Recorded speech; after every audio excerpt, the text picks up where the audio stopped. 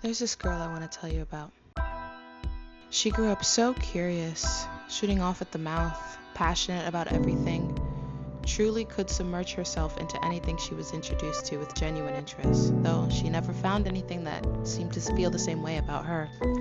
She was a dancer, a singer, a movie star, an athlete, a painter, a fashion designer, a makeup artist, a poet, a writer. She played chef. She was an explorer. Nature and its animals spoke to her.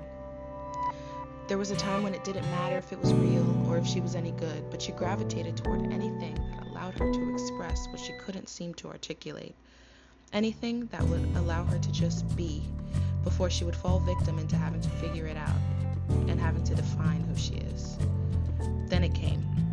The part when she decided on her own that she was going to figure it out, before she got too far away from herself or before anyone could choose for her. She chose the acceptable parts of herself that came easy. She chose what she could explain, bearing anything that she couldn't, giving up on sides of herself that once filled her cup daily to pursue a life of striving for the next accomplishment to prove that she was worth having around. She believed achievement would one day bring back the freedom that she didn't know she had lost. And though she kept achieving, that hole would never begin to fill until the day she decided to sit down and write this. She's learning so much right now and trying so hard to make up for the time that she lost, the adolescent years she pushed away to secure a life that wouldn't promise her anything except for lessons. And if life can't promise anything besides death and the time to learn and grow, then what's the point of speeding up either process? The achievement is in living. The fulfillment is in finding who you are and expressing it as loud as humanly possible. The excitement is in constant change that comes with being alive and free thinking. The only justification needed is you.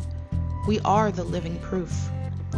If acknowledging these truths has taught me one thing, has taught her one thing, it's that life looks majorly different for each of us. I thought there was something terribly wrong with me because I couldn't blossom in the way I saw others blossoming around me, though I was doing everything I knew to be quote-unquote right. Then I discovered that being who I am, writing what I know, loving as I love, saying what I think, and creating what I feel makes me bloom in a way that I could never have imagined. My cup is filling again, and if that's the only thing I get to have, it just makes me want to fight harder for the freedom to do it.